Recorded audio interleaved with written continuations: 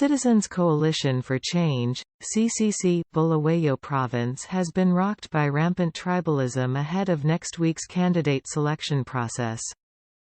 A source who spoke to this reporter said the Welshman Ncube-led faction had vowed to block all Shona speakers from contesting in the forthcoming elections in Bulawayo Province. The source said that the Ncube faction led by Bulawayo Progressive Residents Association, BPRA, chairperson, Ambrose Sibindi, was mobilizing people to refuse the fielding of Shona-speaking candidates in Bulawayo. Sibindi together with the likes of Mpumelelo Moyo and Pumelani Sabanda are mobilizing people to reject Shona candidates in Bulawayo. They are saying that no Shona people should be allowed to represent CCC in the forthcoming elections.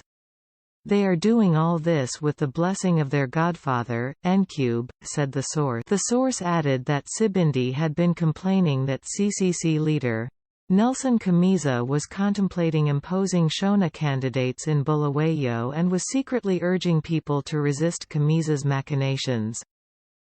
According to the source, the Ncube faction fronted by Sibindi was pushing a narrative that CCC should be led by a Ndebele, arguing that previous Shona leaders such as the late Morgan Tsvangirai had failed to steer the opposition to victory. The same source said that in the event that a Shona candidate was allowed to represent CCC in any of Bulawayo constituencies, Sibindi and other faction members were plotting to mobilize members not to vote for that candidate. Meanwhile, it was not the first time for Sibindi to be embroiled in tribal battles in Bulawayo, as he was at one time accused of leading the purge against former Bulawayo Deputy Mayor, Tinashe Kambarami, on the grounds that he was not a Ndebele.